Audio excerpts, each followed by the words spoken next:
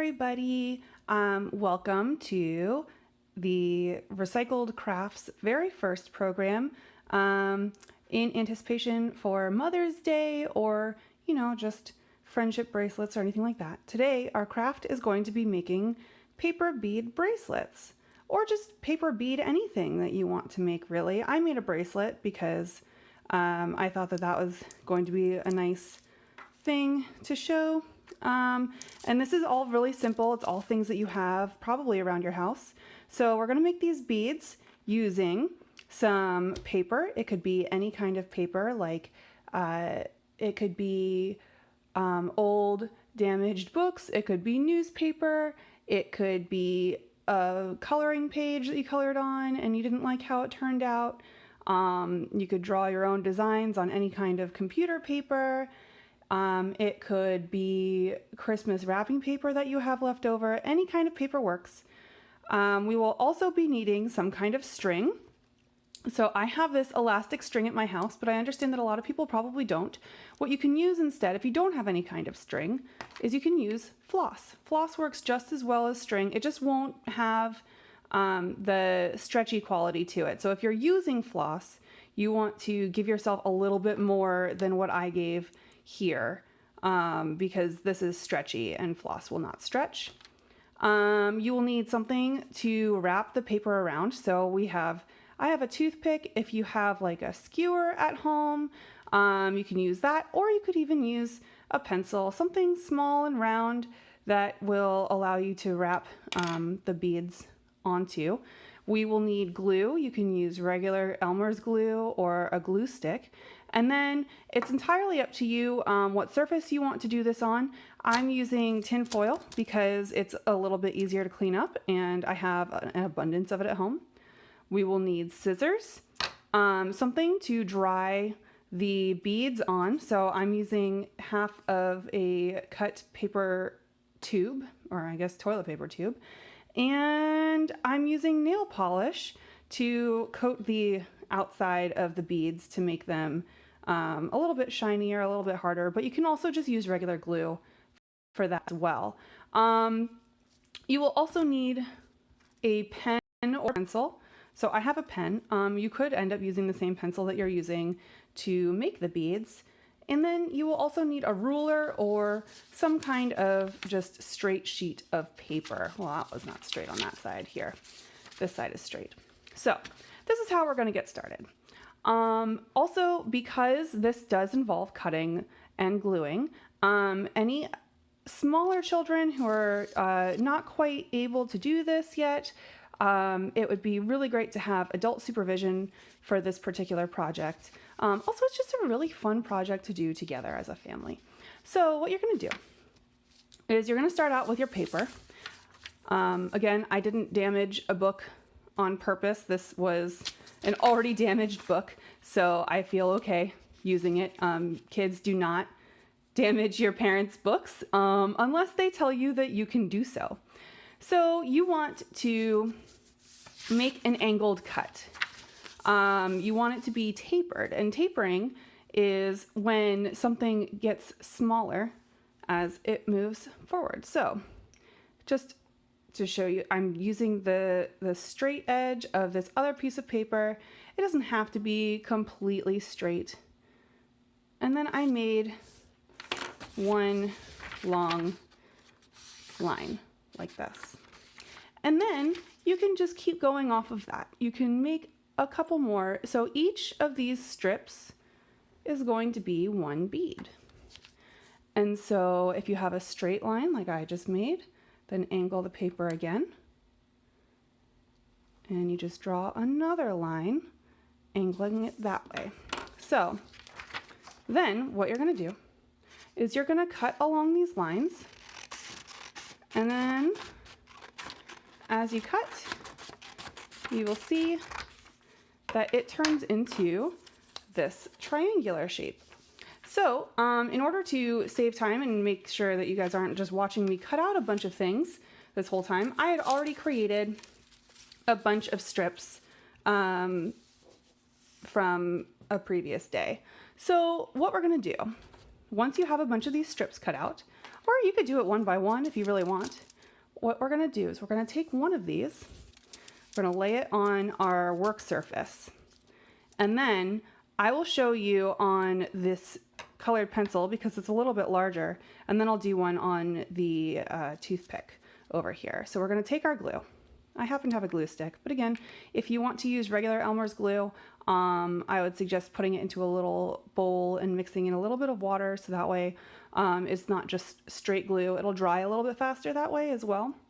So what we're going to do is we're going to take the biggest part of the paper and we're going to fold it or wrap it around your round utensil. And then see how I have kind of like a little triangle, like a little house shape over here. What I'm going to do is you want this to overlap just a little bit, and I'm creasing it. And so that way, there we go. So that way, when I do put glue on it, it should stay in this shape and it won't get stuck to the pencil. So what I'm going to do now is I'm going to put some glue. Ooh, mine's a fancy purple glue. Gonna put some glue down here. And then what I did was I wrapped around this square piece and I just start rolling it up. So now we want to put glue on the rest of the paper. This is why I like to use a glue stick, so I can just kind of pull the paper underneath the glue stick. And this is also why it's very important to do something on a surface meant for getting messy. So then what we're going to do is we're just going to wrap this paper around on the pencil. And it is a-okay for it to be a little wonky, a little bumpy along the way, because that just gives the bead a little bit more texture. So I see I need a little bit more glue on the end there. Put a little bit more. All right, so now we made a bead. Check that out. So here's the part that's going to get really interesting. You can either go around the outside with glue to make it nice and shiny. You can leave it just like this and let the glue dry on the inside and then pull it off of the pencil. See, it stays in place. Or you could get some nail polish out if you have access to nail polish. I'll show you some with the clear nail polish. And you just paint the nail polish on. So see how it's getting a little glossier? This will also just help to protect the bead a little bit from water if you're going to wear the bracelet or earrings or whatever you're going to make out of these outside. You just want to lightly coat it, but don't paint onto the pencil. Ooh, I just did, because it might get stuck. So we don't want that. So now if you are painting onto the bead with any kind of nail polish or glue, what you want to do is you want to just set it down on top of something so that way the bead isn't touching anything, and you just let it dry. So while that is drying, I will show you how to make one on a toothpick. This is much, much smaller. This will make the beads much tinier, and you'll see the difference when we're done. So it's the same general concept though.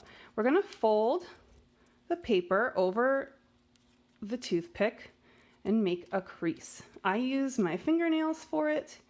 You can just push it down with your finger, but see, it just kind of sits in there. So now we're gonna take our glue and we're gonna glue the paper like so and fold that over.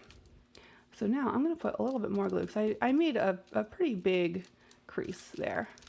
So let's glue down this paper. All right, now we're just going to roll, and here we go. And this one is a little bit more difficult because you got to make it really, really tiny. So we're gonna keep on rolling and keep on rolling. And if you don't make straight lines on your cuts, if it's like a little bit wobbly, that'll actually change the shape of your bead a little bit. It'll kind of create more of an interesting design on there. You could always try new things, try cutting out different shapes and seeing what those do. Just experiment. So here, now you can see that this bead is much smaller.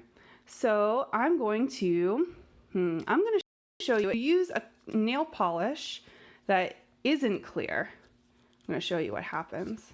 It's pretty cool. So if you don't have clear nail polish, or if you just want to paint your beads, if you don't like the paper you're using, you can just paint the beads. Whoa. So here we go. I'm going to paint this bead. And this way you could use all the same paper and make different colored beads, or you can draw designs on the beads with this paper, with nail polish if you want, if your parents let you use nail polish, or an adult, whoever is with you. You could also do this with markers, anything you want to change the colors of the beads. All right, so now, see, so this one is now this color. How fantastic. So I'm going to place this one on another little drying rack. So what we're going to do, I could keep showing you how to make these beads, but I think that is the gist of it. I'll make one more, and then, let's see, and then we'll work on stringing the beads. So again, you take the toothpick and the paper, you fold this over, and then you glue. I really like working with glue sticks. It just makes it a little bit easier for me, but you use whatever is easier and what you have on hand. All right, so again, we're rolling this around. It doesn't have to be perfect. Can even be all over the place. Let's see, get a little bit more glue on the bottom there. Sometimes you have to put more glue on the edge because it'll dry a little bit quicker, and you want to make sure that the very tip of the paper does stay down. So here we go. So this is another finished bead. So I'm going to put the cap on my glue. And now I will show you how to string the beads together. Oh, you know, here. So the thing with the nail polish is that it dries really, really quickly. That's another reason why I like it. I'll move this, that way everyone can see. It dries really quickly, so it's already dry. You can see how much larger you can see how much larger the hole is of the bead compared to the toothpick hole if you use a colored pencil or a pen or anything like that. And so you can always experiment with the size of the beads too if you use different utensils to wrap them, or you could add more paper around it to make it a thicker bead. The possibilities are endless. So what we're going to do, I will show you, well, we already have this one with the string that's stretchy. So I'll show you with some floss what we can do. So the great thing about floss is that it already has this little handy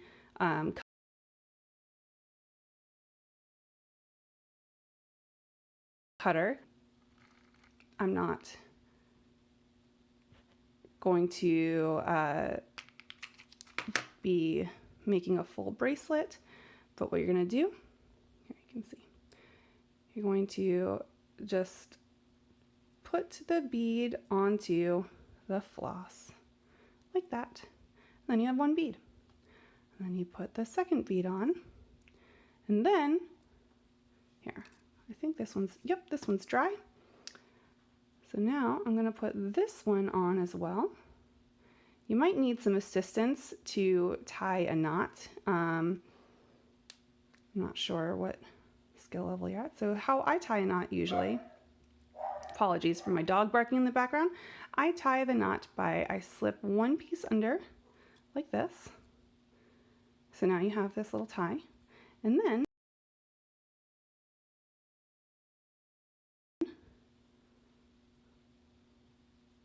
like that. Oh, I didn't do it. Do it again on top like this. And then you have a knot. So my other little bead fell into this big bead. So that's the other thing that you have to really think about. If you're going to use big beads and small beads, you should probably use all the same bead size, because this one is now stuck inside of that one. But oh well. Anyway, when you create enough that you think you'll have enough to go around a wrist or whatever, you could just keep adding beads, tie the knot, and then you have a beautiful little bracelet, just like this. Or if you choose to make a necklace, that's also great. So I would love to see what you've made. If you wanted to post anything in the comments, post anything to our Facebook page on the Walnut Street West Facebook page where you found this video. I would love to hear from you, and hopefully you have somebody in your life that you can give this pretty little bracelet to. Thank you for joining me. Have a great day.